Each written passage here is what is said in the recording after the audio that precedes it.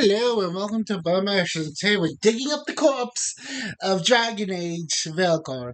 Or technically, the corpse was dug up by game journals. We're just poking it. Poke, poke, poke, poke. There's a dragon corpse anyway.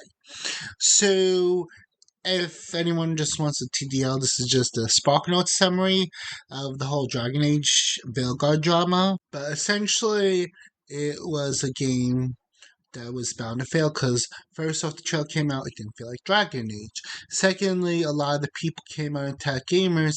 And thirdly, it was just really bad writing, which I'll get into.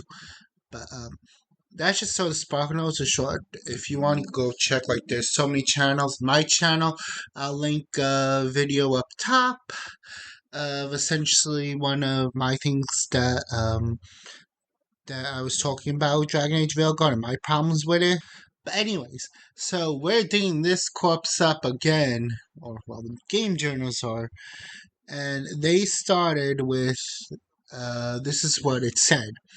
And this is from Grums, where it says, Dragon Age, Failguard Actrix defends the game, saying people wanted Bioware to fail. No. Honestly, I think here's what happened. First of all, people, when the first trailer dropped out, people, especially Dragon Age fans, who were fans of the game, were like, this ain't Dragon Age. This feels like MCU or something like that. This doesn't feel like Dragon Age. And so, people voice their criticism, which at the end of the day, if you're putting out this product, for people to buy, at the end of the day, they sort of have the right to voice their criticism, whether it be bad or, good, bad, harsh, or like uber harsh, or just plain out destructive words. The thing is, I think the company should have sifted through, because I'm sure there are some people who love Dragon Age and I would have loved to see what happened after Inquisition, but I just couldn't with the Dragon Age, the new Failguard, because again, it didn't look like Dragon Age to me. And of course, also this was going on sort of the whole Wokageddon, I'd call it.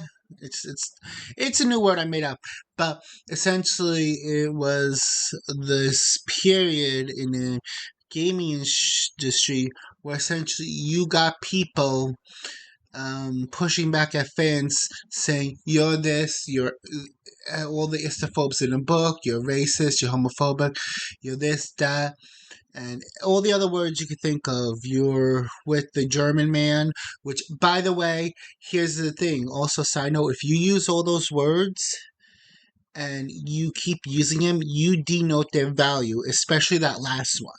If you're the one name calling. And then also this was a time where Sweet Baby Inc. really just destroyed so many games too, which was a consulting agency. And I think essentially a lot of that's sort of the first part. And it sort of produced this bad environment that I think gamers have every right to be annoyed, because you got these people calling you all sorts of names, and at the end of the day, it's like, yeah, but here's the thing. Like I said, and I'm going to say this a million times on this podcast, until I shut the lights off of this podcast and do something else, I'm going to say it, that don't attack your customers. And I think this was the brewing of the perfect storm.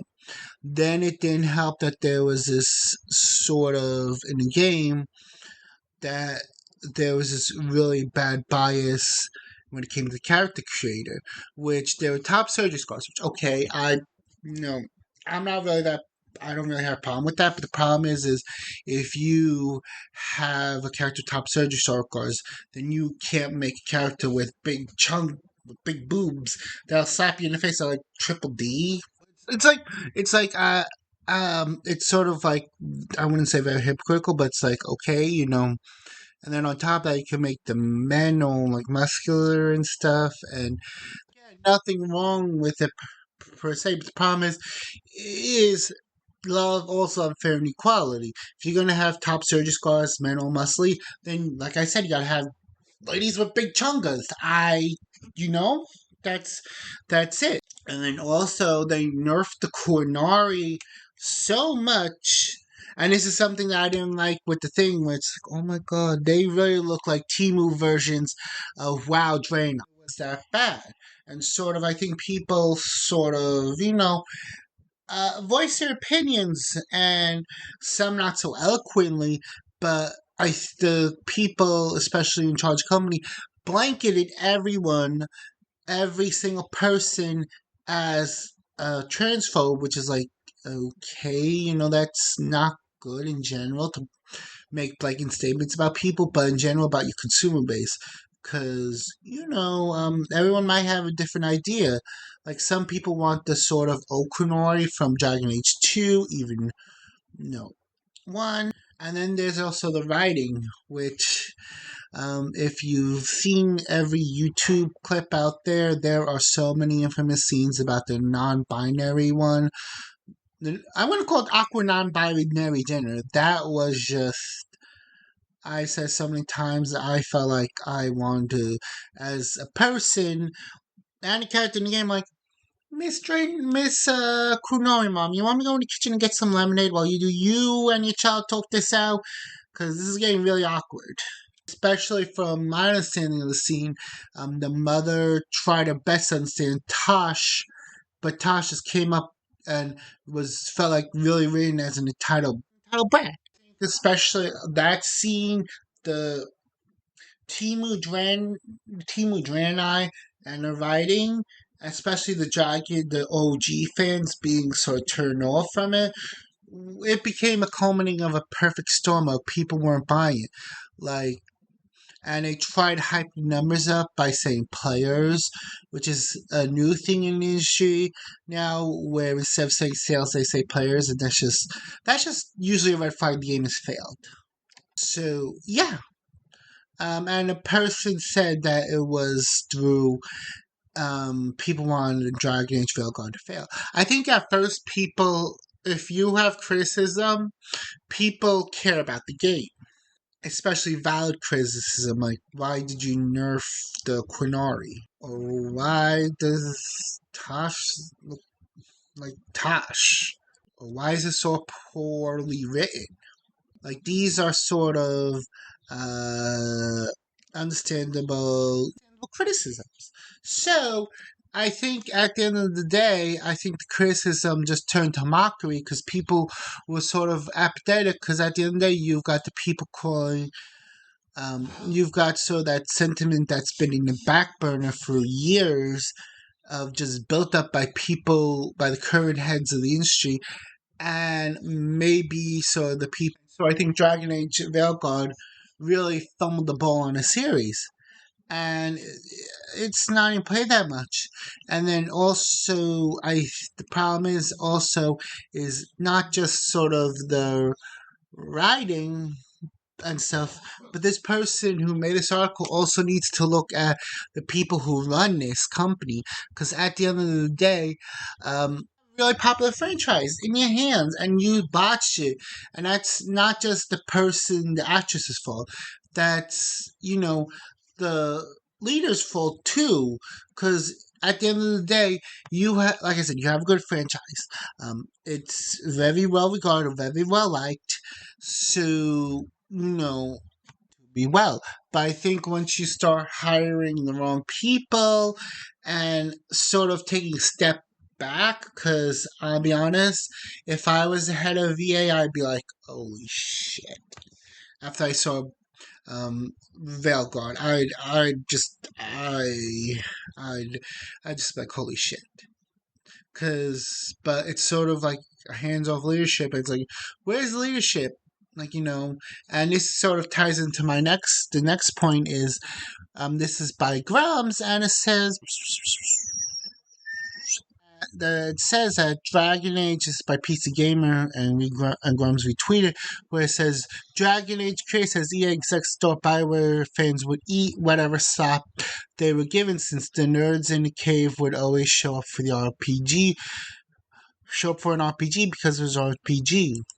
That's not how it works, Linda. But, anyways, and this is the problem. It's like, and this is a broader trend of the industry. Like, I can't just blame the DEI hires and all that, because yes, they are wrong, but it's also the people who hire them who make some of the stupid decisions, like cutting out quality assurance, cutting out testers, and all that for profit.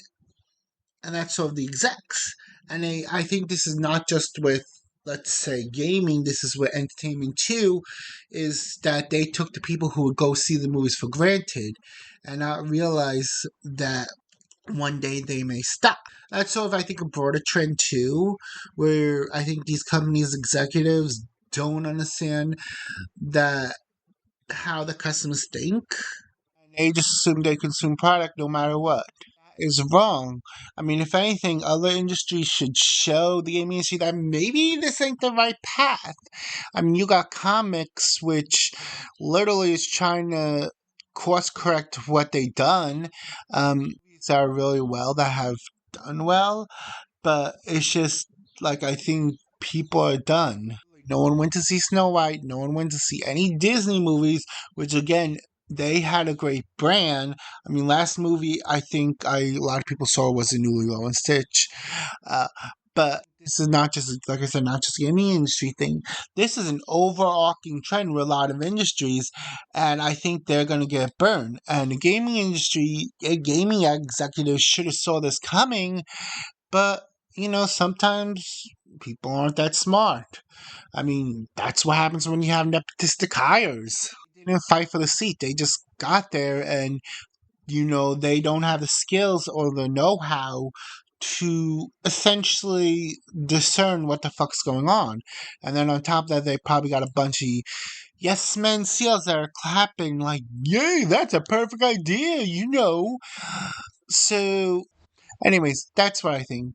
Anyways, I hope you guys have a great day. Happy gaming. Stay healthy. Stay hydrated. Bye bye. Thank you for listening.